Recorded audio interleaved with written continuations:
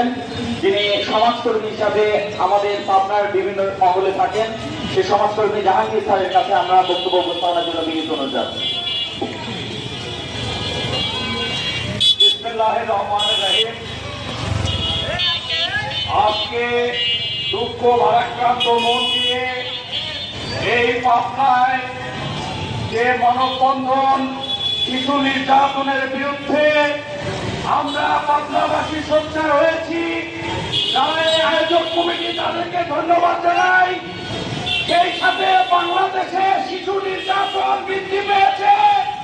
আমাদের সন্তানেরা, আমাদের বোনেরা আজকে স্কুল কলেজ ইউনিভার্সিটিতে নিরাপত্তা নেই। এই নিরাপত্তা নিশ্চিত করতে বাংলাদেশের প্রধানমন্ত্রী আমাদের জননেতা তারেক রহমানের দৃষ্টি আকর্ষণ করছি।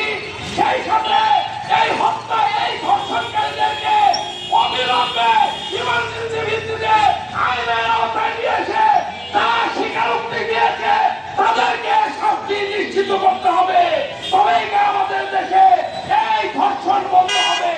আমরা সমস্ত ধর্ষকের বিচার চাই।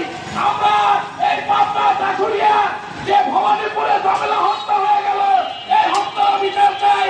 আমরা যেখানে যে অবস্থায় ধর্ষণ হয়েছে, সেই হত্যার, সেই ধর্ষণের বিরুদ্ধে পাবনার সকল মানবিক কর্মী এবং সাধারণ জনতা, শিক্ষক, প্রফেসর এবং ডাক্তার, ইঞ্জিনিয়ার, রিক্সা চালক, দিনমজুর সবাই একজনের বিচার চাই। আমি নিজেও এই বিচারের দাবিতে আজকের মানববন্ধনে অংশগ্রহণ করতে পেরে আমি নিজেকেও গর্বিত মনে করছি। সেই সাথে এই বিচার ইমার্জেন্সি ভিত্তিতে সরকারের দৃষ্টিতে আনা অতীব জরুরি বলে শেষ করছি। আমি সবার সুস্বাস্থ্য মঙ্গল কামনা করে শেষ করছি। আসসালামু আলাইকুম ওয়া রাহমাতুল্লাহ।